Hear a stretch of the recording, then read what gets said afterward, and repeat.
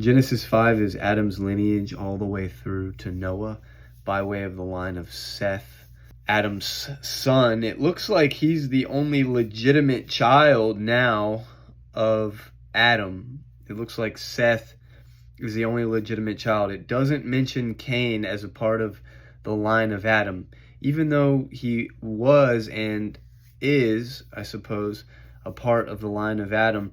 It looks like he was in an outcast branch, so culturally perhaps not recognized, biologically, if you will. I would imagine he is recognized.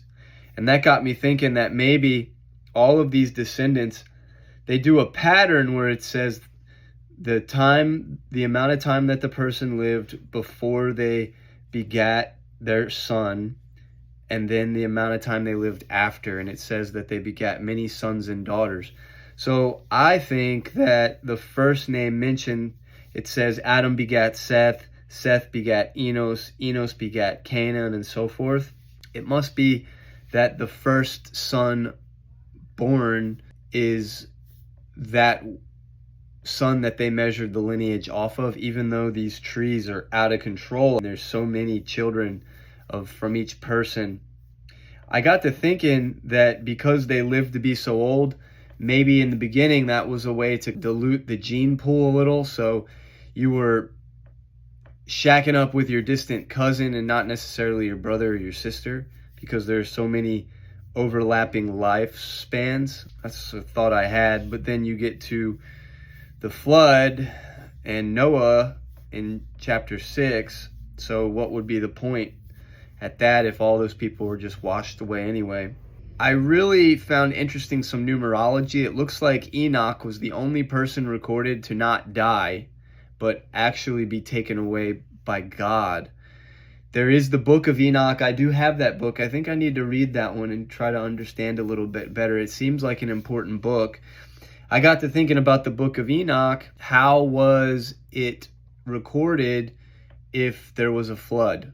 So what is the history of the book of Enoch? Who wrote the book of Enoch? If Enoch wrote it, perhaps he wrote it in some revelation and dropped it after the flood since he was taken up by God. Obviously, these are just my thoughts. This is what I'm doing. I'm reading and I'm sharing with you ideas for you to think about yourself. One thing I really found interesting was that Enoch only lasted 365 years on the earth, where all of his grandfathers and his grandchildren lasted into the 800 and 900 years, except for Lamech, who he was the last in line. He was the father of Noah, and he lasted 777 years. There's that 777 again. Very interesting numerology, especially because after he died, he was basically the last generation before the flood. I find that interesting. But Enoch, 365 years, 365 days in the year. That's pretty cool. Of course, Methuselah, he lived to be the oldest at 969. Today was just a lot about lineage. Lineage is super interesting. When I was a boy, I read the Bible and I didn't understand the lineage and I was bored by it. But a feeling I get from reading this chapter is the sense of newness. In fact, it seems to me that I could operate under the assumption that these people are living now.